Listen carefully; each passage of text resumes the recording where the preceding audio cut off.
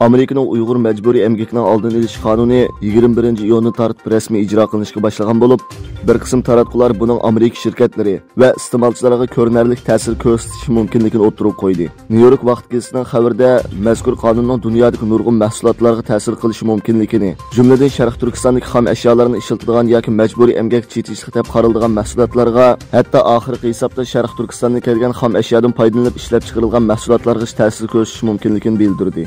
Ta'minlash zanjiri texnik shirkati Altana Alning bosh ijroiya amaldori Ivan Simsning aytishicha, uning shirkatining hisob bo'yicha bo'lganda, butun dunyodagi setish yoki ishlab chiqarish bilan shug'ullanadigan 10 millionga yaqin shirkat korxonaning taxminan 1 millioni mazkur qonunning ta'siriga uchraydi ekan. Xitoyning ijtimoiy taratquv appi bo'lgan TikTokning Amerika abonentlarining uchurlarini Beijingga yo'llab, Amerika abonentlariga oid hamma shaxsiy uchurlarni davomli Xitoyda to'playotganligi ilgari surilmoqda. Amerika xabarlar tori BuzzFeed yaqinda doklad e'lon qilib, TikTokning Amerika abonentlarining shaxsiy sonliq ma'lumotlarini davomli Xitoyda to'plaganligi, bu uchurlarga Xitoydan erishgili bo'lganligini ma'lum qilgan. BuzzFeedning aytishicha, TikTokning bir xodim o'tgan yil 9-oylik bir yig'inda hamma uchurning Xitoyda ko'rilib turganligini aytgan. Aslida internet qarta qattiq tekshirish va cheklamalarni qo'yib kelgan Xitoyda yangi belgilamlar orqa-orqadan o'tirg'i chiqishga boshlandi. Doiralar yaqinda Xitoydagi eng chong ilmiy jurnal Amri qarta bexatarlik tekshirish e'lon qildi. Buning bilan bir vaqtda Xitoy tor boshliq boshqarish idorasi yaqinda internet yo'llanmalarini boshqarish nizomiga tuzitish kirgizish loyihasini e'lon qildi. Buning bilan Xitoy hukumatining internetni qamal qilishi yangi pallaga ko'tarildi. Belgilamaga asosan ziyonli deb qaralgan yo'llanma yoki inkaslar e'lon qilinmasdan burun o'chiriladi.